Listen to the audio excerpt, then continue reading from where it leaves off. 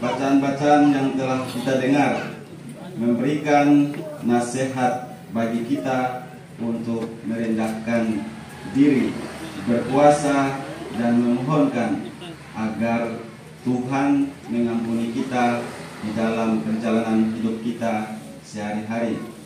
Dalam bacaan pertama mengatakan dengan jelas bahwa yang kita koyak bukanlah pakaian, melainkan hati kita.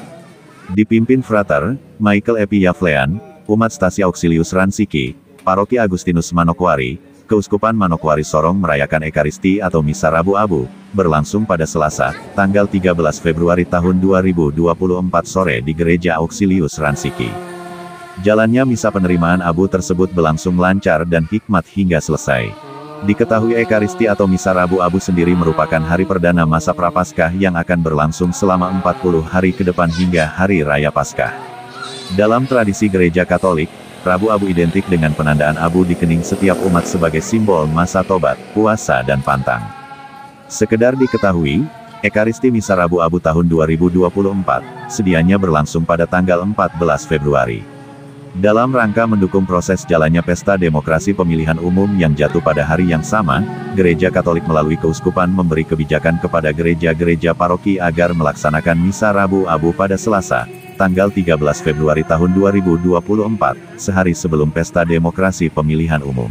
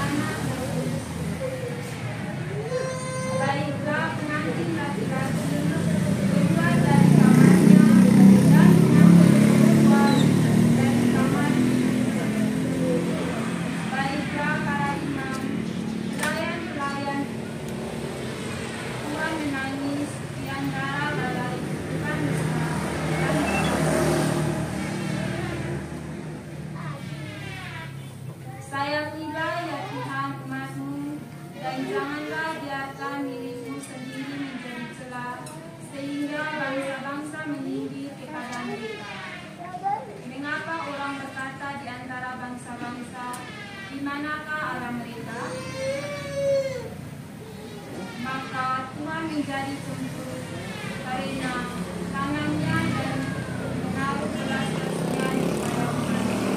Demikianlah sabda Tuhan.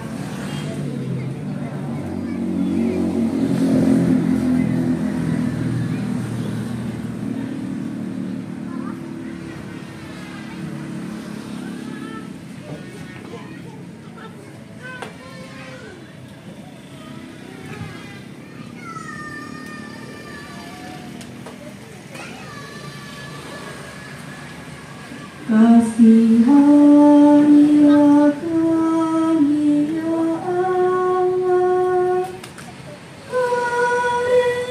karena kami orang berdosa. Kasihanilah kami ya Allah, karena kami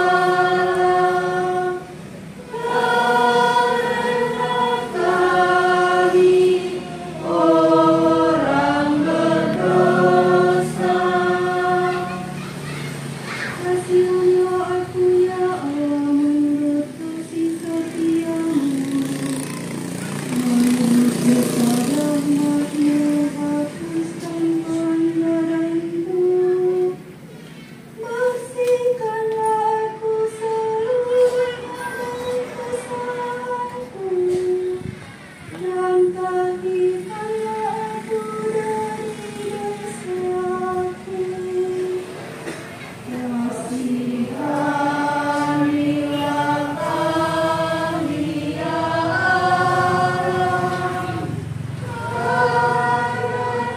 karena kami orang berdosa.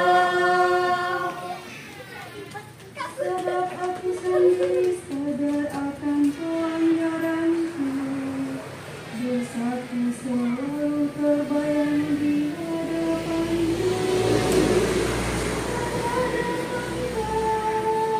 Terkadang Engkau sekiranya aku berdosa, yang jahat dalam pandangan-Mu buat duka. Kasihanilah kami ya Allah,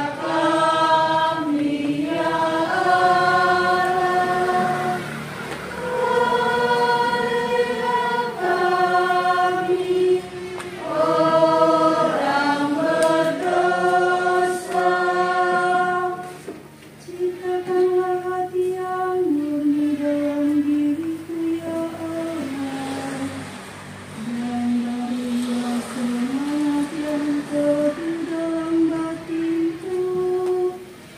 Janganlah membuang aku dari hadapan-Mu, dan janganlah mengambil Roh-Mu yang kudus daripadaku.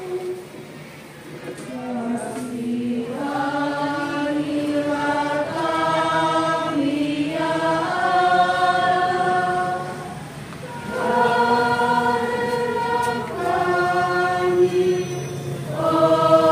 orang berdosa. Berlaku seperti kata selamatkan diri, dan teguhkanlah roh yang ada dalam diriku. Kasihan-Mu telah bibirku, supaya mulutku mengatakan puji-pujian kepadamu. Kasihanilah kami ya Allah, karena kami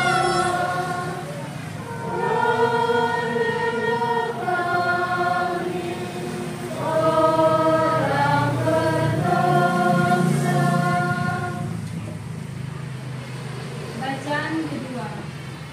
Berilah dirimu didamaikan dengan Allah. Sesungguhnya hari ini adalah hari penyelamatan. Saudara-saudara, kami adalah utusan-utusan Kristus. Seakan-akan Allah menasihati kamu dengan perantaraan kami. Dalam nama Kristus, kami meminta kepadamu, berilah dirimu didamaikan dengan Allah.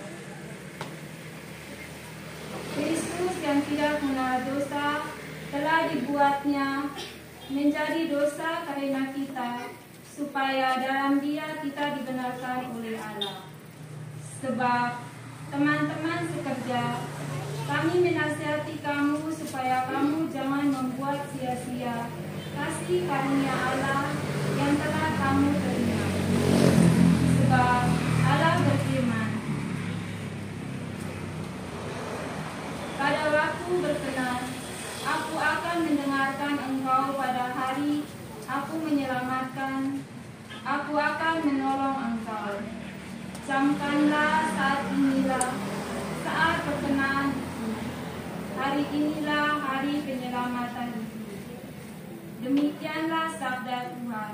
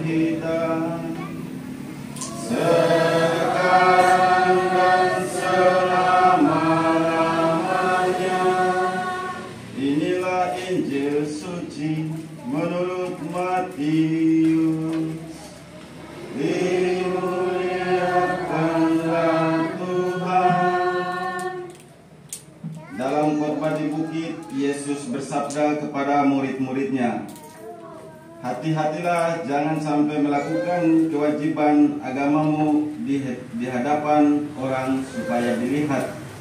Karena jika demikian, kamu tidak boleh beroleh upah dari Bapamu yang di surga.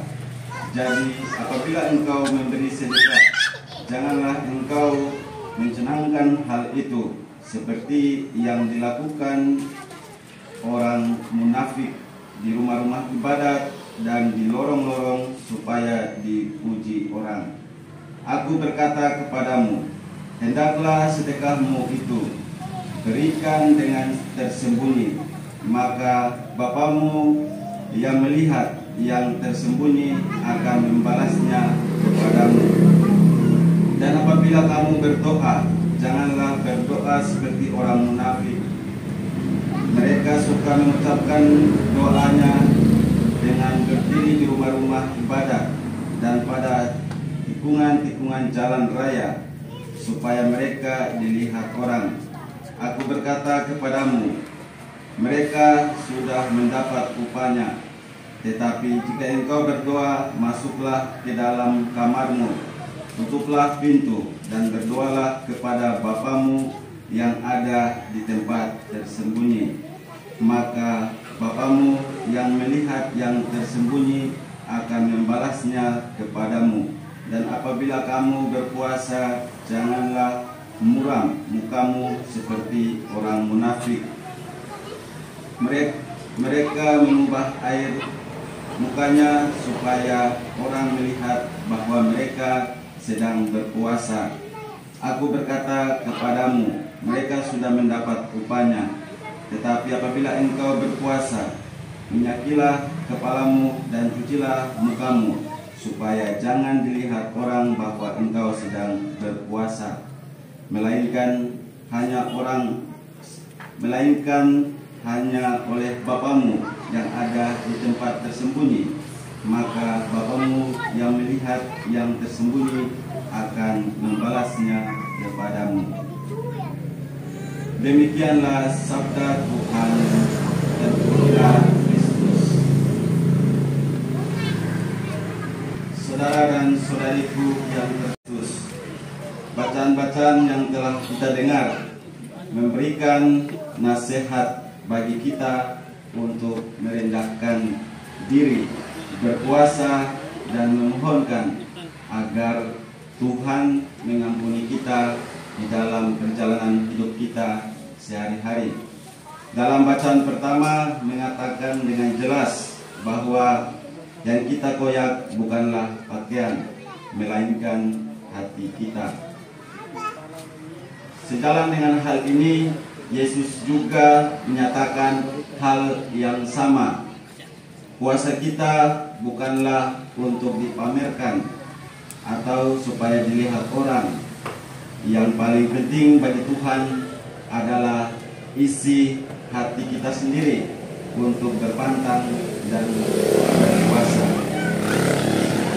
Dalam kata-kata Rasul Paulus, kita berupaya untuk mendamaikan hati kita dan mengarahkannya kepada Tuhan.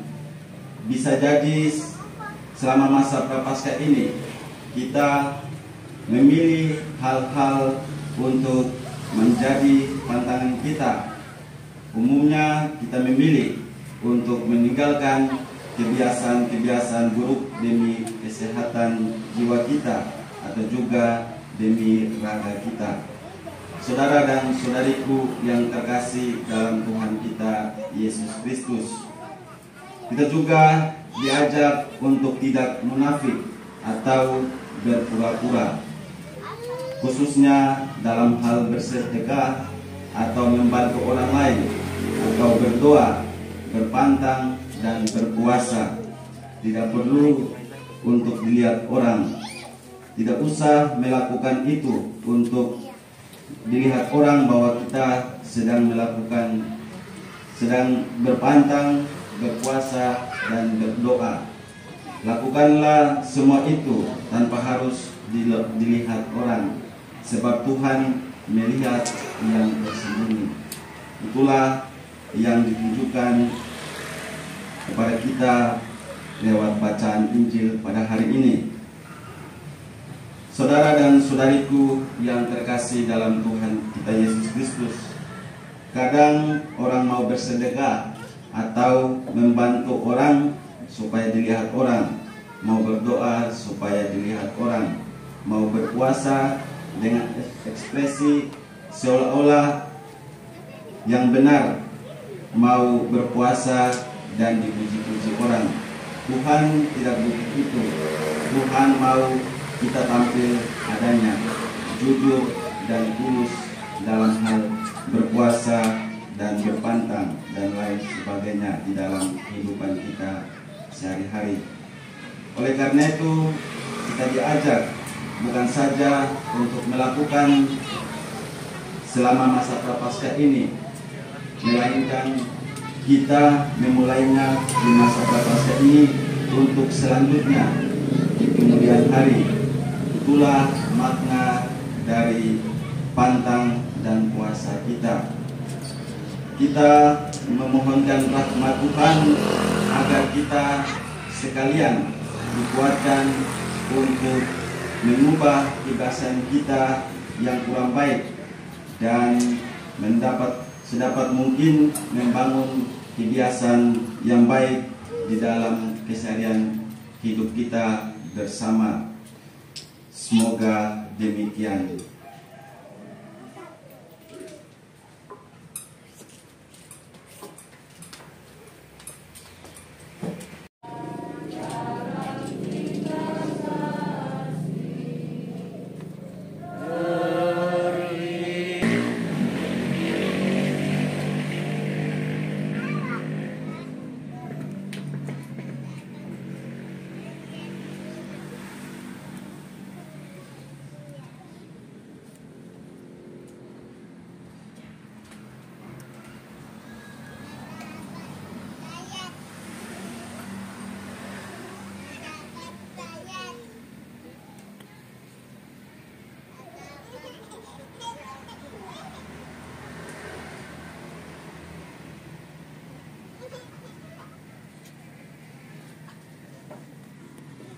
Allah Bapa yang Maha Kudus, bersama persembahan roti dan anggur yang kami tujukan pada awal masa tobat ini, kami menyatukan niat dan kesungguhan kami untuk bertobat.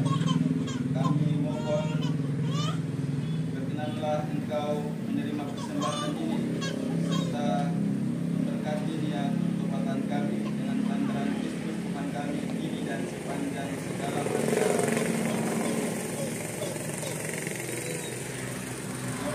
Kemudian umat menjawab, pujilah